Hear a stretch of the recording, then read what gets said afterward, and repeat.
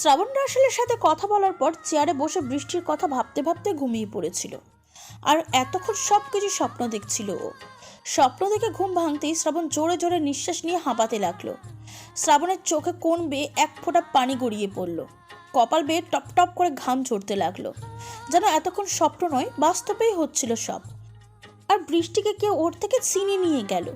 বৃষ্টিকে ছিনিয়ে নিয়ে যাওয়ার কথা মনে হতেই চেয়ার ছেড়ে উঠে দাঁড়িয়ে বেলকনি থেকে দৌড়ে রুমে চলে এলো শ্রাবণ। রুমে এসে দেখলো বৃষ্টি সেই আগের মতোই ঘুমিয়ে আছে খাটে। বৃষ্টির সারা শরীরে অসংখ্য আঘাতের দাগ, সারাটা শরীর রক্তের মতো লাল হয়ে গেছে। ঠোঁটের কোণায়ও সামান্য পরিমাণ রক্ত জমাট বেঁধে আছে। বৃষ্টির এমন অবস্থা দেখে বুকের মাঝে চিনচিন ব্যথা শুরু হলো শ্রাবণের। শ্রাবণ বৃষ্টির মাথার কাছে গিয়ে হাঁটু গেড়ে বসে বৃষ্টির মুখের দিকে তাকিয়ে মনে মনে বলল, আমি কি করে পারলাম এমন এমন অমানুষের মতো আমার জানের গায়ে আঘাত করতে? কেন নিজের রাগের উপর কন্ট্রোল রাখতে পারি না আমি? ওর এমন অবস্থা যে আমার সহ্য হচ্ছে না, দু চোখে দেখতে পারি না। কি করে পারলাম আমি ওকে এইভাবে মারধর করতে? আমি তোর গায়ে আঘাতের দাগ দু চোখে দেখতে পারি না। বৃষ্টি ঠিকই বলেছে, আমি আসলে একটা অমানুষে পরিণত হয়েছি। সত্যি আমি একটা সাইকো হয়ে যাচ্ছি। আমি কেড়ে নিয়েছি বৃষ্টির স্বাধীনতাকে। কথাগুলো ভেবে বৃষ্টি পাশ থেকে উঠে দাঁড়ালো শ্রাবণ। তারপর পাশের রুমে চলে গেল। সকাল 10টা, এখনো ঘুম ভাঙেনি বৃষ্টির। রাসেল আর স্নেহা বৃষ্টির জন্য শ্রাবণের বাসায় চলে এসেছে। ওদের দেখে শ্রাবণের বাসার কেয়ারটেকার সসম্মানের ভিতরে নিয়ে আসে। তারপর ওদের সবাই বসতে দিয়ে শ্রাবণকে ডাকে। শ্রাবণ আসতেই রাসেল সোফা ছেড়ে উঠে ঝাঁঝালো কণ্ঠে বলে, আমার বোন কোথায় শ্রাবণ? ওর সাথে কি করেছো তুমি? ওকে দেখতে পারছি না কেন? কোথায় ও? রাসেলের কথা শুনে শ্রাবণ শান্ত গলায় উত্তর দেয়, বৃষ্টির উপরে আমার রুমে ঘুমোচ্ছে, আপনারা যেতে পারেন ওর কাছে। শ্রাবণের কথা শুনে এক মুহূর্ত না দাঁড়িয়ে স্নেহাকে নিয়ে উপরে চলে যায় রাসেল। উপরে গিয়ে বৃষ্টি যে রুমে শুয়ে আছে সেই রুমে ঢুকতেই রাসেল আর স্নেহাকে দেখে বৃষ্টির ঘুম ভেঙে উঠে বসার চেষ্টা করছে, কিন্তু শরীরে ব্যথার কারণে বৃষ্টি উঠে বসতেও পারছে না। বৃষ্টির এমন হাল দেখে দৌড়ে বৃষ্টির কাছে যায় রাসেল আর স্নেহা। তারপর বৃষ্টিকে ধরে তুলে বসিয়ে রাসেল রাগান্বিত কণ্ঠে বলে, চাঁদনি, তোর এই হাল কি করে হলো? সারা শরীরে এসব কিসের দাগ তোর? এমন রক্তাক্ত অবস্থা কে করেছে তোর? চাঁদনি, উত্তর দে। রাসেলের কথা শুনে বৃষ্টি কাঁপা কাঁপা গলায় কান্না করে বলল, ভাইয়া, আমায় এখান থেকে নিয়ে চলো প্লিজ, নইলে ওই অমানুষটা আমায় মেরে ফেলবে। ভাইয়া, আমার অসহ্য যন্ত্রণা হচ্ছে সারা শরীরে, শ্বাস নিতেও কষ্ট হচ্ছে আমার। এখানে থাকলে আমি মরে যাব। ভাইয়া প্লিজ, আমায় এই নরক থেকে নিয়ে চলো। ভাইয়া নিয়ে চলো আমায়।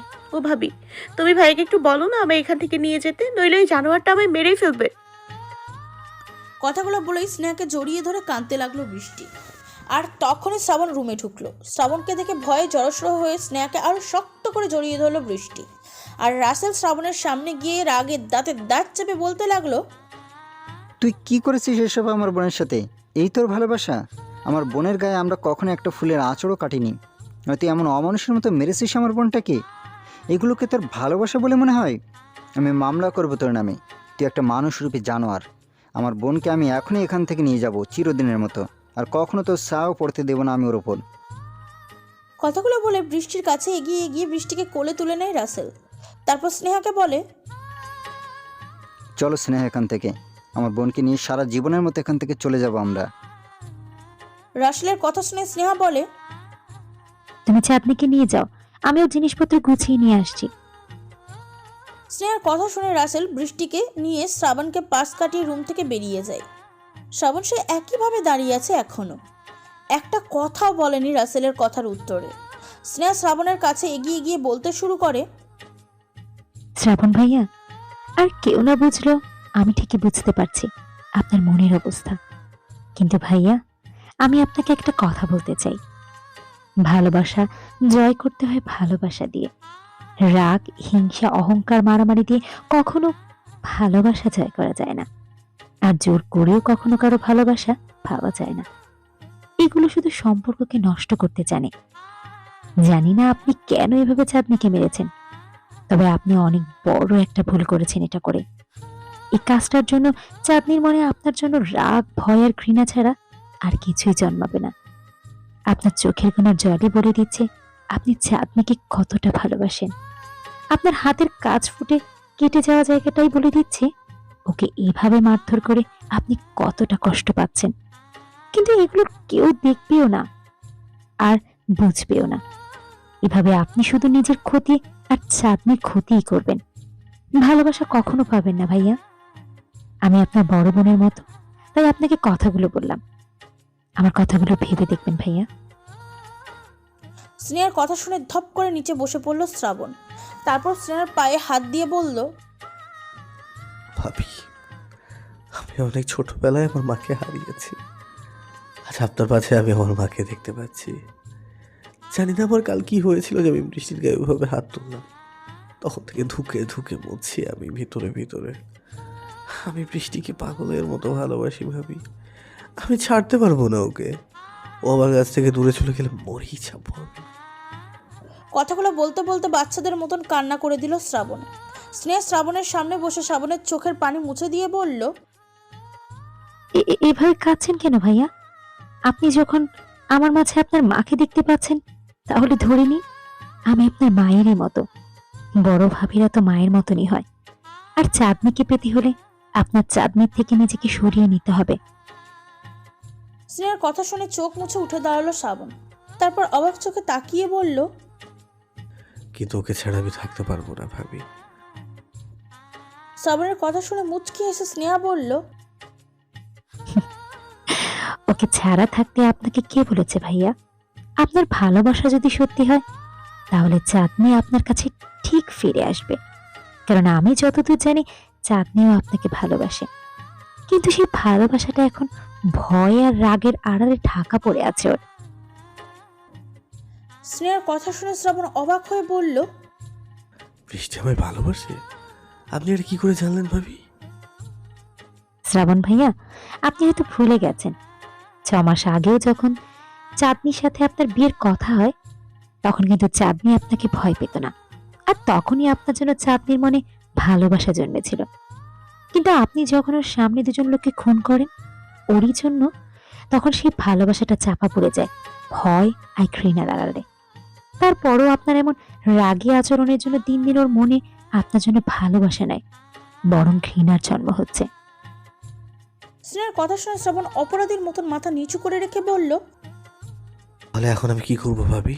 আমি যে বৃষ্টিকে ছাড়া এক মুহূর্তও থাকতে পারি না। আপনাকে থাকতে হবে ভাইয়া, আর বৃষ্টিকে মুক্ত করে দিতে হবে। ওর সাথে এমন আচরণ করবেন না আপনি, যেন ওকে আপনি চেনেনই না। আর ভুল করে নিজের ভালোবাসাগুলো আর প্রকাশ করবেন না আপনি ওর সামনে। ওকে মুক্ত করে দিন, ও যা মন চাই করুক। আপনি তাতে হস্তক্ষেপ করবেন না, অবহেলা করুন ওকে। কিন্তু এসব করলে তো আমায় আরো ঘৃণা করবে ভাবি। না, ঘৃণা করবে না ভাইয়া। আপনার ভালোবাসা যদি সত্যি হয় আর ওর মনেও যদি আপনার জন্য চুল পরিমাণও জায়গাটা থাকে, তাহলে আপনার এই দূরত্বটা ওকে আপনার প্রতি ভালোবাসা জায়গাতে সাহায্য করবে। ও নিজে থেকে ফিরে আসবে আপনার কাছে। আর আপনি ওর সামনে এমন কিছু করবেন যেন ওর হিংসে হয়। কিন্তু এসবের মাঝেও যদি অন্য কাউকে ভালোবেসে ফেলে, তাহলে আমি কি করবো ভাবি? এসবের পরেও যদিও অন্য কাউকে ভালোবাসে, তাহলে আপনি ধরে নিন চাঁদনি কখনোই আপনার ছিল না, আর কখনো হবেও না। আপনি ভুলে যাবেন ওকে, আর অন্য কোনো মেয়েকে বিয়ে করে সুখে থাকবেন। কিন্তু ভাবি, আমি বৃষ্টিকে ছাড়া অন্য কোনো মেয়ের কথা কল্পনা করতে পারি না। আমার যা বলার আমি আপনাকে বলেছি ভাইয়া, এখন বাকিটা আপনার ইচ্ছে। তবে আমার কথাগুলো ভেবে দেখবেন। আমি এখন আসি। কথাগুলো বলে বৃষ্টির জিনিসপত্র নিয়ে রুম থেকে বেরিয়ে গেল স্নেহা। স্নেহার কথা শুনে শ্রাবণ স্নেহার পিছু পিছু গাড়ি পর্যন্ত গেল। তারপর শেষবারের মতন বৃষ্টিকে ছলাছলা চোখে দেখে নিল। বৃষ্টিকে নিয়ে রাসেলরা চলে গেল, বাসার ভিতরে চলে এলো শ্রাবণ। তারপর নিজের রুমে গিয়ে সোফায় বসে ভাবতে লাগলো স্নেহার বলা কথাগুলো। বৃষ্টিকে নিয়ে আসার পরের দিনই শ্রাবণ আসে বৃষ্টিকে দেখতে। আর তখন বাসায় রাসেলও ছিল না, তাই শ্রাবণ বিনা বাধায় চলে যায় বৃষ্টির কাছে। বৃষ্টির রুমে ঢুকে দেখে বৃষ্টির জানলার পাশে বসে আনমনে কি যেন ভাবছে। রুমে কারোর উপস্থিতি অনুভব হতে দরজার দিকে ফিরে তাকায় বৃষ্টি, আর তাকিয়ে দেখে শ্রাবণ দাঁড়িয়ে আছে ওর দিকে তাকিয়ে। শ্রাবণের চেহারাটা এই দুদিনে অনেক পাল্টে গেছে। আগের মতন সেই সৌন্দর্য আর নেই শ্রাবণের মুখে। মুখটা কেমন মলিন হয়ে গেছে, চোখটাও ফুলে গেছে, যেন অনেক কান্না করেছে গোপনে। দাড়ি আর চুলগুলো অনেক বড় বড় আর উস্কো খুস্কো হয়ে গেছে। শ্রাবণকে দেখে রাগী গলায় বৃষ্টি বলে ওঠে,